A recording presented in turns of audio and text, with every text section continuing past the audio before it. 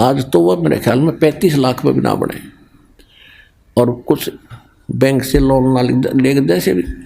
और उसका मुहूर्त करे था उस दिन, एतवार का दिन था। सामान लेने के लिए वो निकला था स्कूटर उठा के, उस दिन जिस दिन उसकी मुहूर्त शुरू हो रही थी। उसके पुजारी आ रहे थे, पूजा करनी है। इधर पूजा होती है, उधर शराब स्वरूप तैयार रहती है कि एक बार पूजा वाले फारग हों, फिर गुट्टी छुट्टी लावांगे। ऐसी पूजाएं थी हमारी। स्कूटर उठा करके कोई सामान लेने गया था पूजा का या कोई और अन्य आवश्यक वस्तु। आगे जाके टू व्हीलर स्कूटर तो स्कूटर टकरा गया, पड़ते कनपटी लगी फुटपाथ पे, वहीं पैर पसार गया भाई। अब उसको ठीक कौन रहेगा? आपकी तो कूतरू बनकर घूम रहा होगा।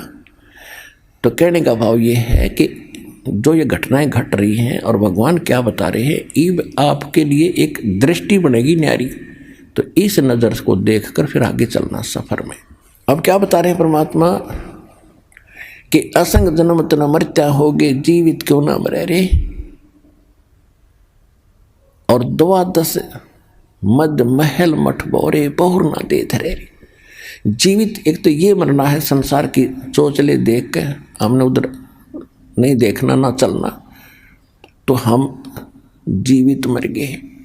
जो भगवान दे रहा है, परमात्मा ने यहाँ तक कह रखा है कि लुखी सुखी खा के ठंडा पानी पी और देख पर आई चौपड़ी मत ललचावे जी। जय तू चावे चौपड़ी तो बहुत करेगा पाप है। भगवान ने जो तुझे दे दिया है उसको संतोष के साथ ग्रहण कर। यदि इसे हटकर कुछ करेगा तो पाप पकड़ के प्राप्त कर सकता है, और ये पाप हमारे दुश्मन हैं, हम क्यों करेंगे। और फिर क्या कहते हैं कि जीवित मरना दूसरी टाइप ये है, जैसे आप सत्संग में नहीं आते हो, किस लिए नहीं आते हो? क्योंकि काम खराब हो जाएगा, कोई जरूरी कार्य है और वो उसमें दिक्कत आ जाएगी। अपना आत्मा एक व्यक्ति रात्रि में नाइट सर्विस पर जा रहा था और उसने जल्दी थी कि वापस आऊँगा, और वापस आकर ये काम मेरे अधूरे हैं, इनको पूरे करूँगा, इसलिए रात को भी अपने उसमें काम में ही युद्ध लिया कि वो काम कराऊँ, फिर ये ज़रूरी काम दिन में करूँगा। और रास्ते में नाइट सर्विस एक्सीडेंट होगी, वो वहीं मर गया। वो रह गए धीरे धीरे आवश्यक काम जिसके लिए रातों नहीं पड़ा था। अब आप जब वहाँ से चलते हो तो ये खुरापात काल पैदा करता है, कई प्रकार के करता है। परमात्मा ने हमें सतर्क रखा है कि मात पिता सुत स्त्री आलस बंधु कान और संत मिलन को जब चले ये अटकावा आने। इनका अटकाया अटके नहीं, डटे नहीं, और आता है वो आवागमन सा। मात पिता सुत स्त्री, छोटे बच्चों के लिए जिन माता पिता को ज्ञान नहीं है वो बातक बनते हैं। कहाँ जाता है? तीसरे दिन भाग जाता है। तू पढ़ता नहीं है, तो नौकरी नहीं करता है, नाश होएगा, है तो बर्बाद हो जाएगा। और जिनके माता पिता को ज्ञान है वो बच्चे बाप बन जाए, फिर कहाँ जाओगे? बूढ़े हो रहे हो कि तो गिर जाओगे, चोट लग जाएगी, क्या रखा है? वो तो नास्तिक है, वो सब उठपट बताता है। अब माता पिता को ज्ञान हो गया और बच्चों के वश हो गया, किराए उनको मांग करना, फिर भी जैसे तैसे वो आता है, उनका अटके नहीं। अब किसी की स्त्री बाधक बनती है, ज़्यादातर बहनें बाधक बनती थी, पहले ज्ञान नहीं था। अब तुम्हारी बहनें बल्कि आगे आ रही हैं, ज्ञान से पता होता है। तो उनको डर रहता था, यो कहीं जाता है ज्ञान की बातें सुनता, कहीं छोड़ कर भाग ना जा, बाबा ना बढ़ जा और तू उजड़ जा, इसलिए वो स्त्री बहुत बाधा करती थी। अब बहनों को ज्ञान है, ये आगे को आती हैं, तो पति को ज्ञान नहीं है तो वो बाधक बन जाता है, क्या नहीं जाएगी वहाँ पर, क्या रखा है वहाँ पर, तीसरे दिन भाग जाती है, ये है। या फिर आलस फिर देखांगे इबका नहीं चलती सत्संग, अगले हम चल लेंगे। एक बार हमने सत्संग रखा था, स्टार्ट किए थे, दूसरा ही सत्संग था, खुले सत्संग शुरू किए जो 5-5 दिन के, 7-7 दिन के। एक कोई कर्मचारी था भगत, तो उसने अर्जी लगाई कि छुट्टी मिल जा भगवान, सत्संग में जाऊंगा। छुट्टी मिल गई तो ने सोचा कल चलूँगा, छुट्टी मेरी सत्संग के लिए है, ने सोचा कल देखेंगे, आज तो थोड़ा रेस्ट कर लूँ। अगले दिन फिर बोला, दूसरे दिन कि श्याम सिंह ने देखेंगे।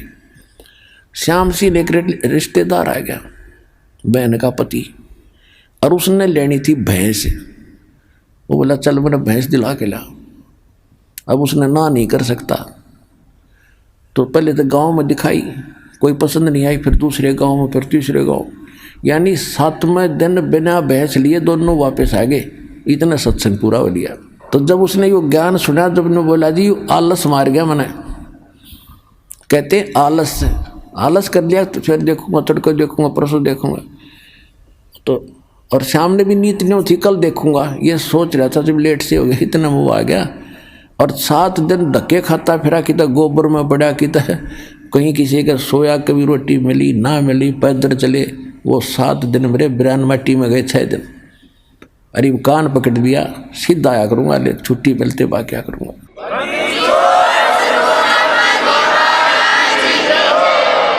मात पिता सुत स्त्री आलस बंधु कान लोक लाज। लोक लाज क्या है भाई? कहाँ जाते हो? सतलोक आश्रम बरवाला, जिला हिसार, हरियाणा में। और वहाँ कहाँ जाते हो तो ऐसे छुड़वाता है, श्राद्ध भी छुड़वाता है, सारी पूजाएं छुड़वाता है, नास्तिक बनाता है। तो जो 2-4 टोक देते हैं तो जो कमज़ोर संस्कार का आदमी फिर चुप हो जाता, भाई ठीक है, नहीं जाते। सारे कहने लगे, यानी लोक लाज में आकर उसने भक्ति मार्ग छोड़ दिया। तो ये भी कमजोरी बताई है। ये लोग कहते हैं, इसके बारे में परमात्मा बताते हैं कि कुल करनी के कारण, यानी लोक लाज के कारण अंसा गया बिगो, यानी इसने बैठा लिया, भक्ति छोड़ दी। और जब यो कुल के कर लेगा, जब तो 4 पाया का हो, गधा बन के घूमेगा, यो कुल तरह के ढाल लड़ा देगा। इसलिए परमात्मा कहते हैं, मात पिता सुत स्त्री आलस बंधु कान, और संत मिल को जब चले ये अटकावे आने। इनका अटकाया अटके नहीं, डटे नहीं डटे।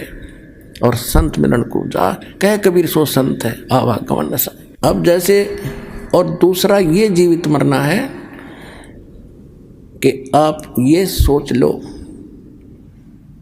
जब सत्संग का समय निकट आवे, फाइनल फैसला कर ले। जब भी महीने में, 2 महीने में, जब भी आप उचित समझते हो ना, उस दिन टाल नहीं करे। और ये सोच ले कि आज मान लीजिए मैं इस बहाने से, इस कारण से नहीं जा पा रहा हूँ कि वहाँ जाने से कहीं ये हानि ना हो जा। और क्या पता 1 मिनट में क्या बिजली गिर जाए, मृत्यु हो जाए तेरी, फिर परमानेंट टिकट कट गई, फिर और से काम तो फिर भी रह गया। इवन न्यू सोच ले, हे भगवान मेरी मृत्यु होगी, और जीवित मर कर सत्संग की तरफ चल पड़े। और 3 दिन 4 दिन 5 दिन जैसा समय 2 दिन आपका हो यहाँ लग गया। इन 3-4 दिन में कुछ काम खराब हो भी गा तो फिर जाके संभाल लेंगे। और जब परमानेंट टिकट कट जाएगी, जब क्या कर लेगा, तो फिर भी होना ही होना है। और परमात्मा के चरणों में आने के बाद बच्चों काम बिगड़ा नहीं करते, ये तो दूने बढ़ा करें। यहाँ बहुत भक्त ऐसे प्रमाण देते आकर के कि मैं चलना चाहता था, खूब कोशिश कर रहा था, पैसे नहीं थे, और अचानक एक ऐसा स्थान पर जहाँ कदे पैसे सपने में भी नहीं रखे, उसको वैसे उठा कर देखा, डायरी में 500 का नोट मिला। तो काम यो बिगड़न देगा आपके, जब काम बनाने वाला मिल गया आपको।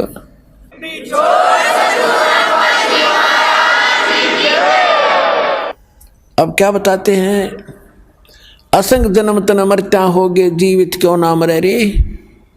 ये जीवित मरना है। और 12 दरमद मैल मठ बोरे, बहुर ना दे धरे रे। अभी तक आप जी 10वां द्वार सुना करते थे।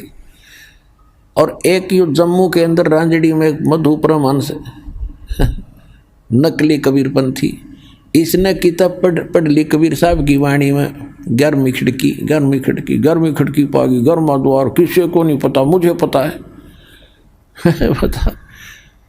उसमें तो 12 द्वार लिखे हैं, इनकम्प्लीट नॉलेज है आपका। तो वो 12वें द्वार हैं कहाँ, इन्हें वो ही नहीं पता। क्या बताता हो कि 10 द्वारतों की तो सतिथि है और 11वें द्वार की कोई सतिथि नहीं। जैसे नाक है, नाक की सतिथि है, वो नहीं, वो तो वैसे ही है, वो में ज्ञान हो तो वैसे हो।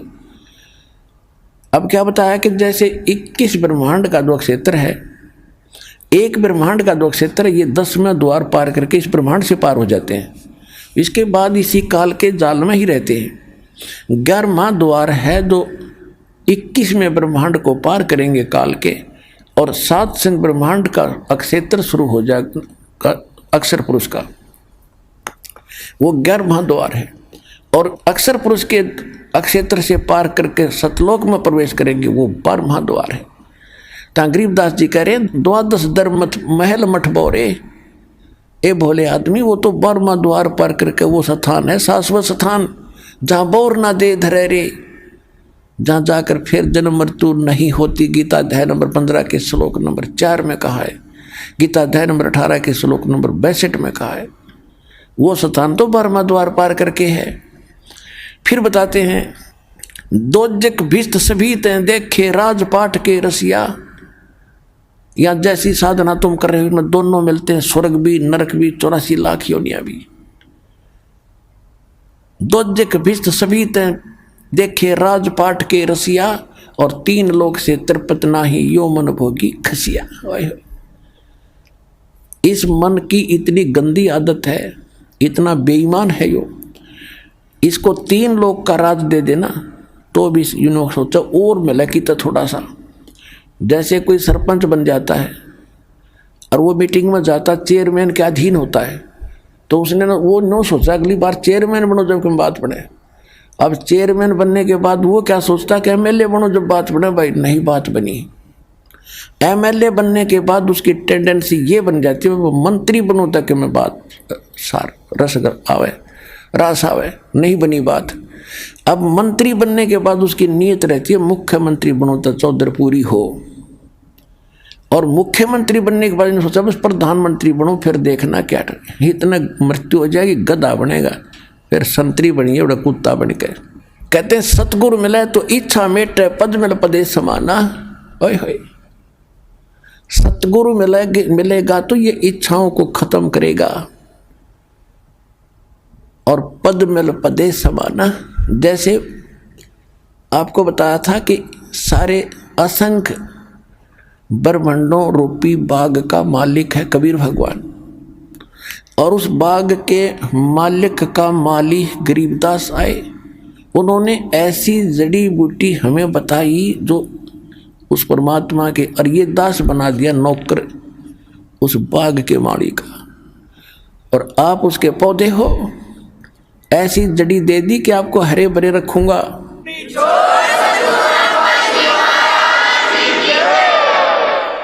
आप हरे भरे रहोगे तो मुद्दास की नौकरी ठीक बनी रहेगी।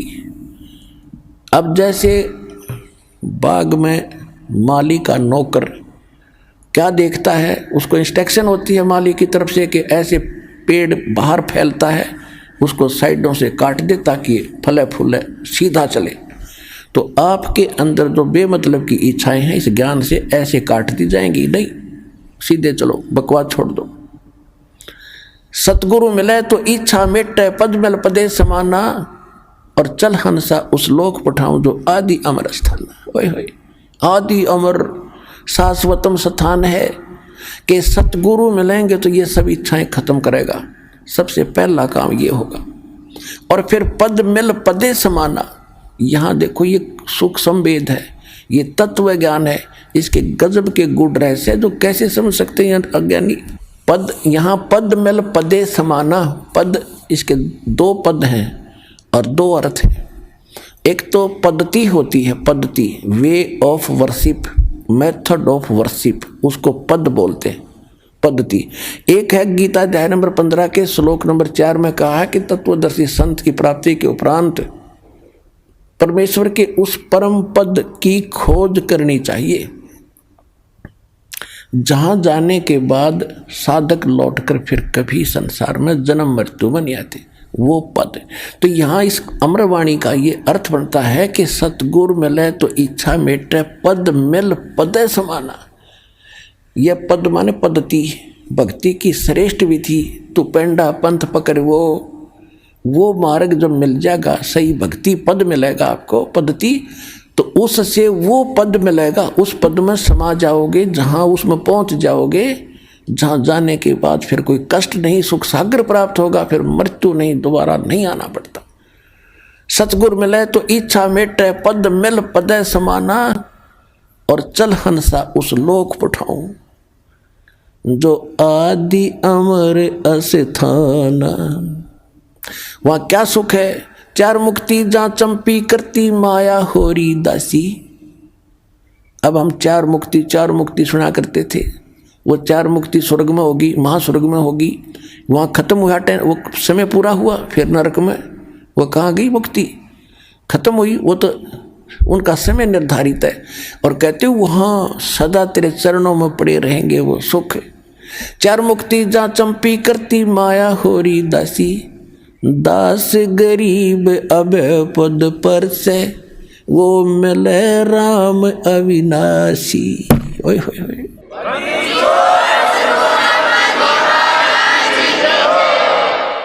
कौन सा अविनाशी राम? गीता अध्याय नंबर 15 के श्लोक नंबर 16 और 17 में 3 राम हैं, 3 पुरुष हैं, 3 प्रभु हैं, 3 स्वामी हैं।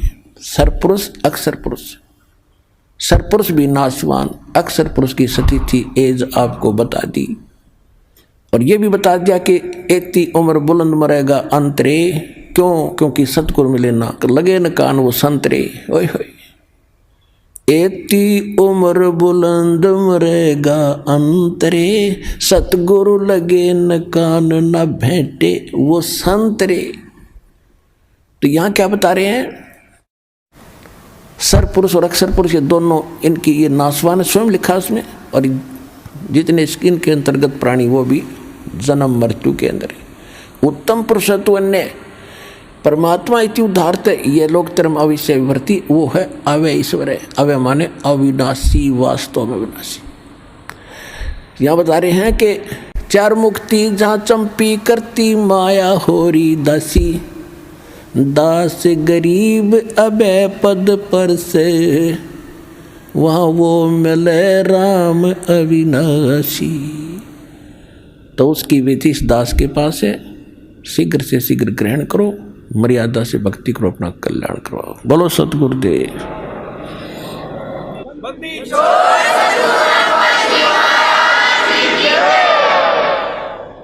परम पिता परमात्मा पूर्ण ब्रह्म सारी सृष्टि के रचनहार कबीर देव कबीर परमेश्वर जी की असीम रजा से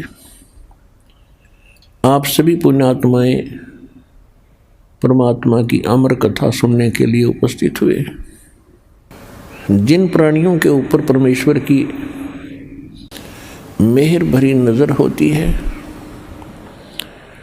उन्हीं को ये प्रेरणा मिलती है, उन्हीं के अंदर एक तड़प उठती है परमात्मा पाने की, अच्छे कर्म करने की, और उन्हीं को वो ठीक ठिकाना सतगुरु और यथार्थ सत स्थान मिलता है जहाँ पर वो वस्तु उपलब्ध होती है। जो भी पुण्यात्मा पुण्यकर्मी प्राणी परमेश्वर कबीर जी की शरण में इस दास के माध्यम से आ रहे हैं, बहुत ही पुण्यकर्मी प्राणी हैं, क्योंकि डॉक्टर को ज्ञान होता है कि ये यहाँ आ गया है तो इसका ट्रीटमेंट ठीक होगा, इसका जीवन बच जाएगा। क्योंकि कुछ ऐसे हॉस्पिटल होते हैं, उन्हीं में उन विशेष डिसीज की ट्रीटमेंट क्योर होता है। आइए अब हम उन श्रद्धालुओं के अनुभव जानते हैं जो जगत गुरु तत्वदर्शी संत रामपाल जी महाराज जी से दीक्षा प्राप्त कर चुके हैं तथा उनके द्वारा बताए गए भक्ति मार्ग पर चल रहे हैं। नमस्कार सर। नमस्कार सर। सर क्या नाम है आपका? मेरा नाम धनीराम दास है। 15 साल से रेगुलर भोपाल में रह रहा हूँ, टेलर का काम करता हूँ। सर संत रामपाल जी महाराज की शरण में आने से पहले आप क्या भक्ति साधनाएं करते थे? मैं भक्ति पहले देवी देवताओं की करता था, और स्टार्टिंग में पहले मैंने एक गुरु बनाए थे जो उनका नाम मौनी महाराज है। वो कुरवासे के रहने वाले हैं, कुरवासे में उनका स्थान है। और इसके बाद में उनसे मेरे अंतरात्मा शांत नहीं हुई। फिर इसके बाद में 1999 में आसाराम जी महाराज को गुरु बनाया। 3-4 साल उनकी भक्ति जो उनने मुझे बताई, मैंने उसी हिसाब से उनकी भक्ति करी। लेकिन जो मुझे आत्मलाभ मिलना चाहिए, जो मैं चाहता था, वो मुझे नहीं मिला है। लाभ तो हुए, लेकिन जो लाभ चाहिए था आत्मा के लिए शांति का, वो नहीं मिला। फिर इसके बाद तीसरे गुरु मैंने कुमार स्वामी जी को, उनसे मैंने वृंदावन में दीक्षा ली। तो 1.5 साल तक मैंने उनकी भक्ति की, उनने जो बताई वो भी मैंने की। इसके बाद मधु परमहंस जी के सत्संग में भी गया मैं, वहाँ का भी मैंने अनुभव किया। फिर इसके बाद में फिर मैं सत्संग सुनने का मुझे बहुत शौक़ था, बहुत अति शौक़ था। सत्संग ही सुनता था और टीवी पे। तो सत्संग देखते देखते अचानक क्या हुआ कि सत्संग 2011 में संत रामपाल जी महाराज का सत्संग आ रहा था टीवी पर। तो मैंने देखा इनने जो बताया भक्ति मर्यादा ऐसी है, ऐसा है, ये तीनों देव भगवान नहीं है, ये देवता हैं, और प्रमाण सहित ये बताया। तो मेरे तो मतलब आत्मा गदगद हो गई। फिर मैं कम से कम 1.5 साल तक नाम नहीं ले पाए। 2011 से 2012 भी पूरा निकल गया। मेरी रात दिन नींद मतलब उड़ गई। मैंने रात दिन यही सोचता रहा था कि संत रामपाल जी महाराज के कैसे मैं जाऊंगा। मैंने तो दिल्ली भी नहीं देखी, लेकिन मैं आगे कैसे जा सकता हूँ। अब मैं इसी चिंता में मतलब दुबला भी होने लगा, मेरा शरीर बहुत दुबला होता गया। फिर संत रामपाल जी महाराज से 18 अक्टूबर 2013 में नाम दीक्षा ली। सर, हमने सुना है कि संत रामपाल जी महाराज से नाम दीक्षा लेने के बाद श्रद्धालुओं को बहुत सारे लाभ प्राप्त होते हैं, चाहे वो आर्थिक हो, शारीरिक हो, मानसिक हो या आध्यात्मिक हो। तो क्या सर संत रामपाल जी महाराज से नाम दीक्षा लेने के बाद आपको भी कोई लाभ प्राप्त हुए? बिल्कुल सर, लाभ हुआ ना। पहला लाभ तो मुझे ये हुआ कि जो इन रामपाल जी महाराज ने, संत रामपाल जी महाराज ने जो ज्ञान दिया, तो उस ज्ञान से शंकाएं जो थीं वो सब मिटती चली गईं। और इसके बारे में फिर जो मुझे लाभ हुआ, तो मेरी पत्नी जो है, इनका बीपी या जो भी होता हो, सिर में इतना दर्द होता था कि इनको मैं 2 किलोमीटर भी या 4 किलोमीटर लेके जाता था कहीं भी, तो ये वापस जब लाता था तो इनको उल्टी तक होने लगती थी, इतना सिर दर्द होता था। 2000 से 2012 तक रहा इनको। संत रामपाल जी महाराज से सर जब तक जुड़े नहीं, तब तक इनको वो सिर दर्द होता रहा था। इसके बाद में फिर इनका जब सिर दर्द ठीक हुआ, फिर आप कहीं भी ले जाओ इनको, 1000 किलोमीटर भी ले जाओ, 1500 भी ले जाओ, तो अब इनको कुछ नहीं होता। फिर इसके बाद में क्या हुआ कि जो मेरी पत्नी है, एक बार ये गांधीनगर में भजिया बना रही थी, वहाँ शादी थी, तो भजिया बना रही थी, तो अचानक चेयर पर बैठी बैठी बना रही थी। अचानक वो चेहरे जब लुढ़क गई, खोलता हुआ तेल इनके ऊपर से यहाँ से पूरा साया पूरा भीग गया। साया भीगने के बाद भी इनकी साड़ी जो है ना, साड़ी तक मतलब पिलक गई थी अग्नि से, इतना गर्म तेल था।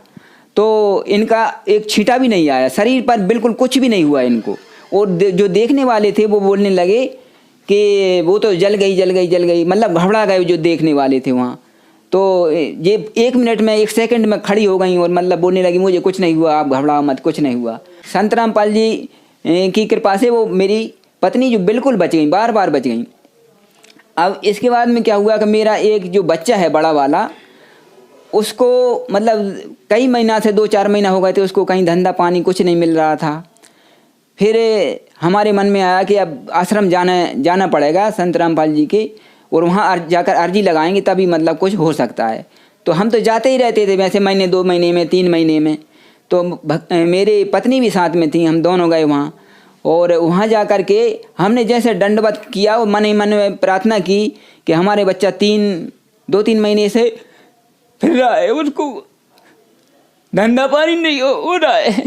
तो जैसे ही संत रामपाल जी के शरण में प्रार्थना करके हम वहाँ बैठे, तो घंटा 1.5 घंटे के बाद बच्चे का फ़ोन आ गया।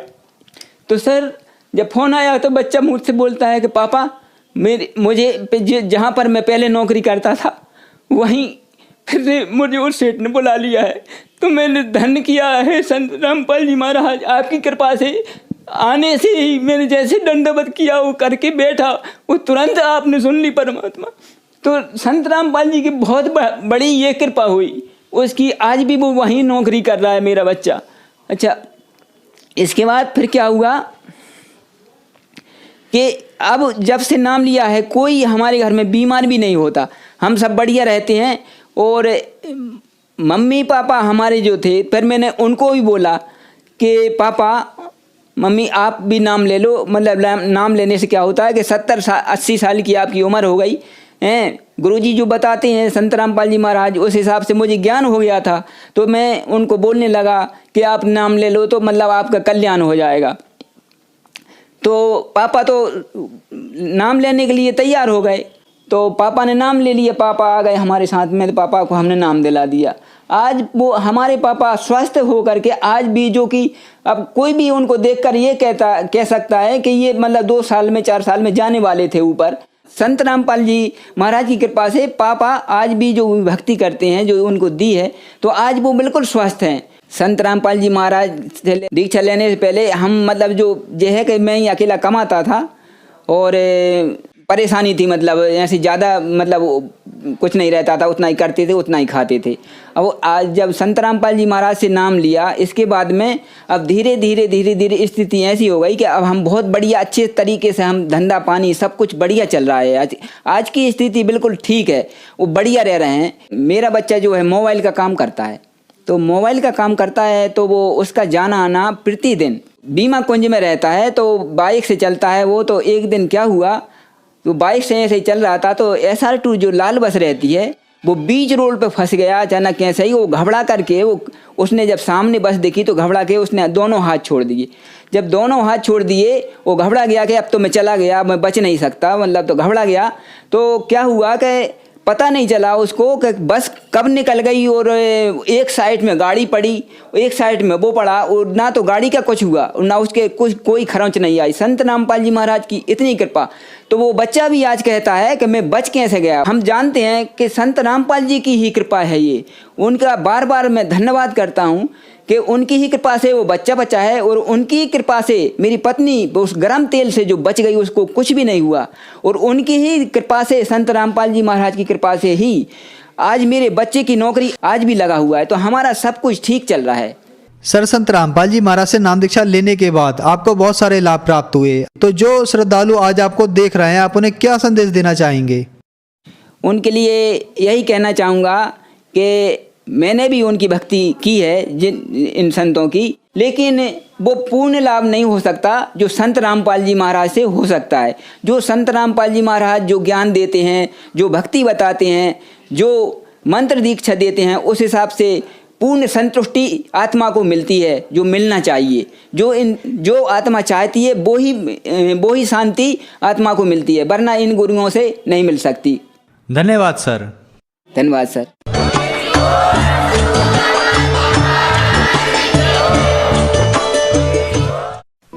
आप सुन रहे थे जगत गुरु तत्वदर्शी संत रामपाल जी महाराज के मंगल प्रवचन। अधिक जानकारी के लिए संपर्क करें